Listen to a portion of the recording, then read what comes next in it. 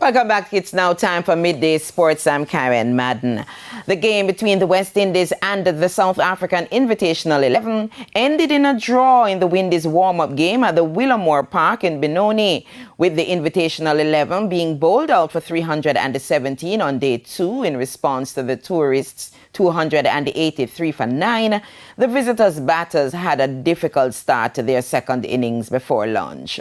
Openers Stage Nareen Shandapal 12, Raymond Reefer 3, and the number 3 batter Devon Thomas 1 all fell within the first 8 overs of the innings with a score 18 for 3.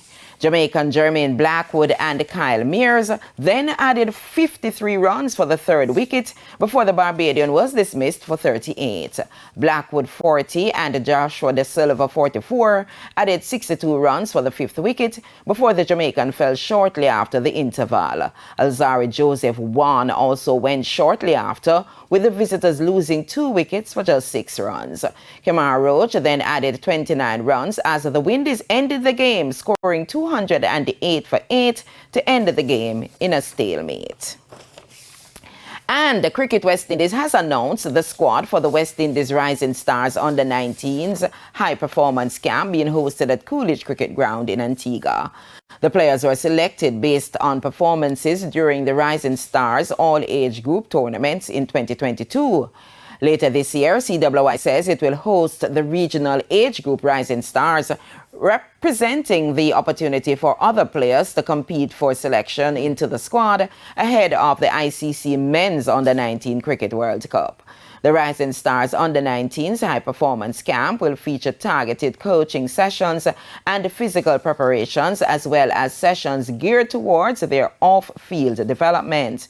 The camp started on February 21 and will run to March 9. It will feature 50-over matches at the CCG on February 25 and March 1, 5 and 8.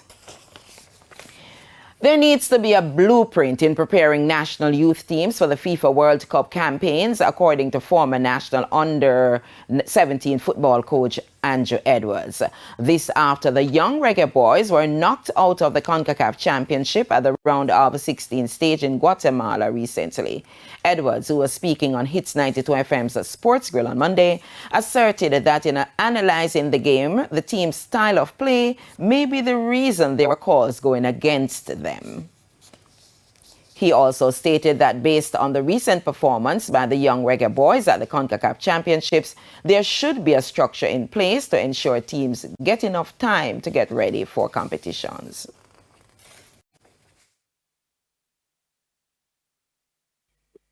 Approach, so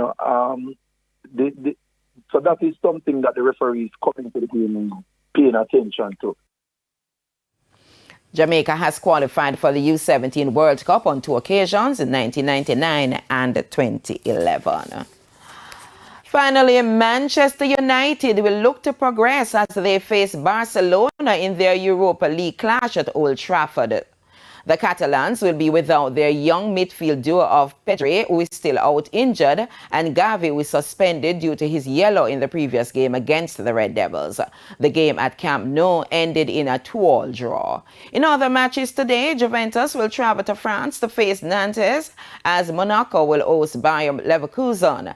PSV will battle Sevilla, while Ajax will lock horns with Union Berlin. And that's all the time we have for Midday Sports. Shane, it's back to you.